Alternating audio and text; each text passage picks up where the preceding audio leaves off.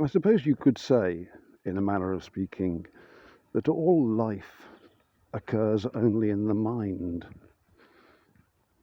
because it's your mind that allows you to perceive, or through which you perceive the world and reason and emote.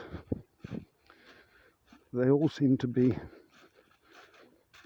in the mind, although the body, sends signals, but the thought and your perception of reality is then processed, and an image is formed in the mind, I suppose. I've been thinking about it because I've been feeling quite anxious over the past more than a few weeks probably.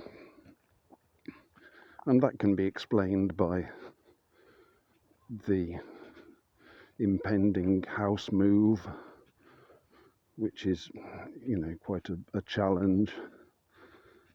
And I think that would be the main thing, but also, the isolation probably doesn't help a great deal. They do say that a problem shared is a problem halved, or trouble shared is trouble halved. We do need fellowship. I think it's very important. And of course, it's one of the other things that's lacking, really, and this is due to the complete inadequacy of what you might call the church, or I would just see the fact that we can't really reach out to one another, those of us who share our love and devotion for the King, and then have some measure of understanding of his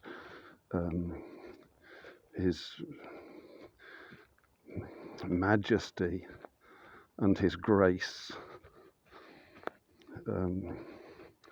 So it's hard to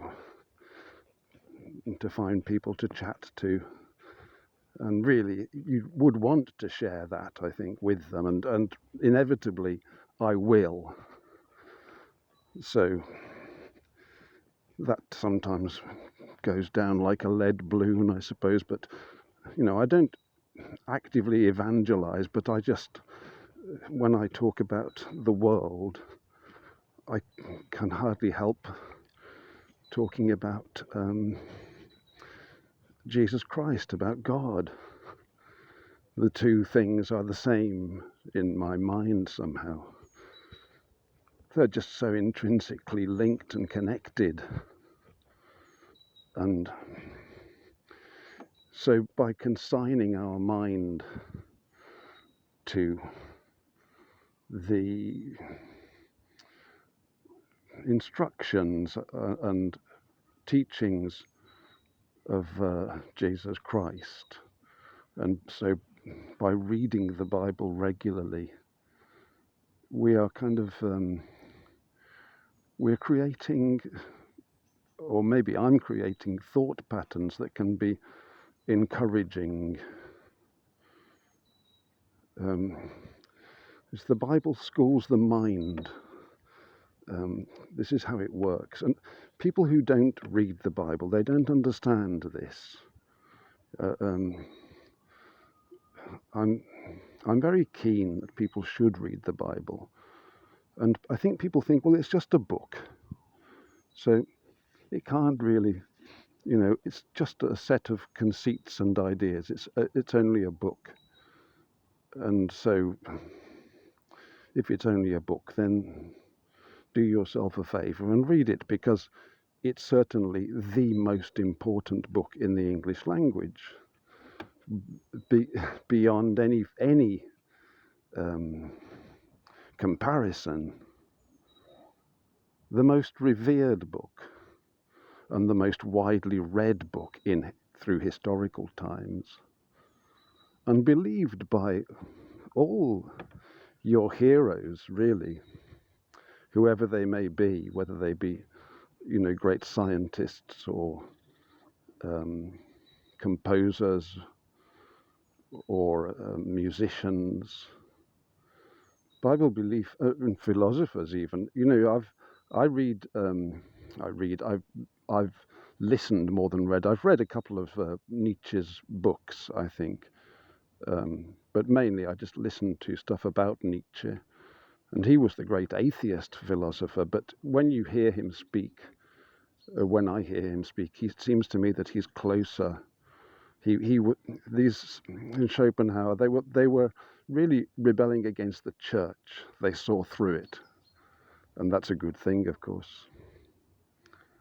So I think you have to bear those things in mind when you're deciding not to read it. And then the Bible is a book that speaks individually to a person, to you. It's a one-to-one. That's how it works. And so, one-to-one means it'll speak. There's something in it that may speak to you specifically, and I don't know what it is, and nobody knows what it is. That's one of the reasons why, preaching and stuff like that is kind of ineffective and just vain. It's a personal thing. So, the Bible isn't just a book, actually. And you can, I think, prove that if you look at the mathematical arrangement and impossibility of the Authorized Version and start to look into the gematria and the way that it's laid out so perfectly. But, that you might not agree with that idea. But nonetheless, it contains little gems, and if you persist and read it until the end, I doubt that any man and woman will not find something that has spoken to his or her heart and has awakened, I don't know, maybe a gleam of love or a gleam of understanding.